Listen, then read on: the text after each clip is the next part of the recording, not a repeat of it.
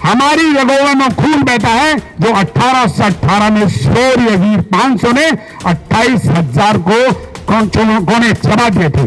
साथियों, हमारी रगों में खून बहता है उधम सिंह जैसा, जिन्होंने चैलेंज आगे करता हूं, अगर कहीं क्रांति में सबसे पहले आगे आना हुआ तो मदन लाल सुमन को याद कर लेना, हर प्रकार से आगे खड़ा होगा, लेकिन समाज के ऊपर हाथ नहीं आने देगा। के योग्य सभी साथियों,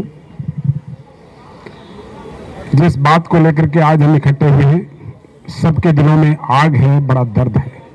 जो हमारा अपमान हुआ है बाबा साहब की स्टैचू को हटा करके वहां से, न केवल बाबा साहब का ही बल्कि बाबा साहब के जितने भी फॉलोवर हैं पूरे भारतवर्ष में ही नहीं विदेश में भी जितने उनके फॉलोवर हैं, सबका बड़ा अपमान हुआ है। साथियों, 1932 में जब बाबा साहब सेकंड राउंड टेबल कॉन्फ्रेंस में गए थे और वहां से हमारा सेपरेट इलेक्टोरेट लेकर के आए थे, उस समय जब वे गए थे तो उनके पास कोई पहचान नहीं था और उनका जो बेटा था रतन, वो राज रतन उस समय बीमार था और बीमार हालत उसकी इतनी थी कि उसके प्राण निकल गए, बिना दवाई के बिना पैसे के वो मर गया। समाज वहां पर इकट्ठा हो गया। बाबा साहब को सेकंड राउंड टेबल में जाना था और बाबा साहब के पास पैसे नहीं थे, तो समाज के लोगों ने कहा बाबा साहब से कि इनके अंतिम संस्कार के लिए पैसे दो। तो बाबा साहब चुप रहे और ज्यादा उनकी आंखों में आंसू आने लगे। जब ही माता रामाबाई ने समझ लिया कि बाबा साहब के पास पैसे नहीं है और उन्होंने अपनी साड़ी का चीर उतार के उसके ऊपर रख दिया और उन्होंने कहा तुम जाइए, आप सेकंड राउंड टेबल कॉन्फ्रेंस में जाइए, अगर आप वहां पर नहीं पहुंचे तो आज एक राजरत्न मारा गया है, पता नहीं कितने लाखों करोड़ों राजरत्न मारे जाएंगे। तो साथियों, जो बाबा साहब भीमराव अम्बेडकर अपने बच्चों की लाश फंसे वहां से हमारे लिए, सबके लिए, और सेकंड राउंड टेबल कॉन्फ्रेंस में चले गए और हमारे लिए उन्होंने इतना त्याग और बलिदान किया, और क्या हम उनके लिए खड़े नहीं हो सकते? यहाँ पर बाबा साहब की मूर्ति की रक्षा नहीं कर सकते, उनके बनाए हुए संविधान की रक्षा नहीं कर सकते? साथियों, जब उन्हें संविधान बनाने का काम मिला और जब संविधान उनका कंप्लीट हो गया तो उनके मित्र थे एक शंकरानंदाचार्य, उनके साथ में बैठे हुए थे। उस समय बाबा साहब कुछ हंस रहे थे, कुछ मुस्कुरा रहे थे।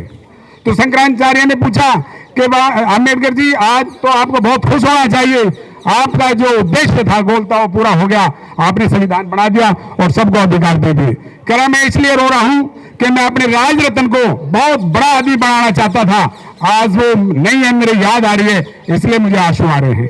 और दूसरा इसलिए आ रहे हैं कि जो मैंने संविधान बनाया है, ये मतलब खुशी इसलिए कि मेरा एक उद्देश्य था वो पूरा हो गया, और साथ साथ ये भी उसे दुख हो रहा था कि ये संविधान जिन लोगों के हाथ में मैं सौंपने जा रहा हूं, मुझे उनकी मंशा पे बड़ा शक है, और वही शक पूरा हो गया। आपने देख लिया कि बाबा साहब की स्टैचू को वहां से हटा के दूसरी जगह रख दिया। साथियों, ये जितने भी लोग हैं जिन्होंने बाबा साहब की स्टैचू को वहां से हटाया है, वे हमारे को बड़े हल्के में ले रहे हैं, और वे बार बार कभी हमारा रविदास मंदिर तोड़ देते हैं, कभी हमें किसी और मूछ रखने पे मार देते हैं, कभी हमें घोड़ी पे से उतार देते हैं। वे हमारी ताकत को अंदाजते रहते हैं, लेकिन आप समझते नहीं, आप सोए हुए रहते हैं।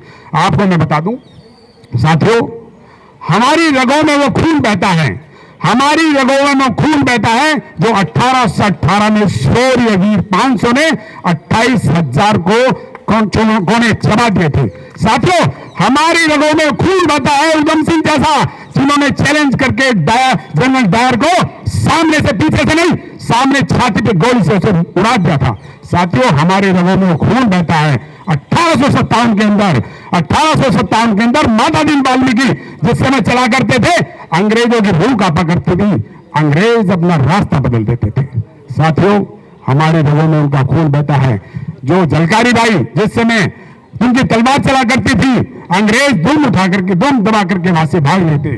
और आप साथियों, मैं आपको ये बताना चाहता हूं कि हमारी रगों में, हमारे दिलों में वो आग है, वे हमें कभी भी अजमाने की कोशिश ना करें और हमारा कभी भी अपमान ना करें, हमारे महापुरुषों का अपमान ना करें। अगर उन्होंने ज्यादा अपमान किया, अब हम और सहन नहीं करेंगे, हमें मजबूर ना करें 1818 वाला कांड करने के लिए हम बिल्कुल तैयार हैं। बाबा साहब ने कहा था कि जिंदगी छोटी हो लेकिन एकदम मतलब बड़ी मजबूती से होनी चाहिए। Life should be great rather than low, ये उन्होंने कहा था, ये मुझे याद है। और साथियों मैं आपको यहां पर आग्रह करता हूं, अगर कहीं क्रांति में सबसे पहले आगे आना हुआ तो मदन लाल सुमन को याद कर लेना, हर प्रकार से आगे खड़ा होगा, लेकिन समाज के ऊपर हाथ नहीं आने देगा, समाज के लिए समर्पित है, समर्पित रहेगा।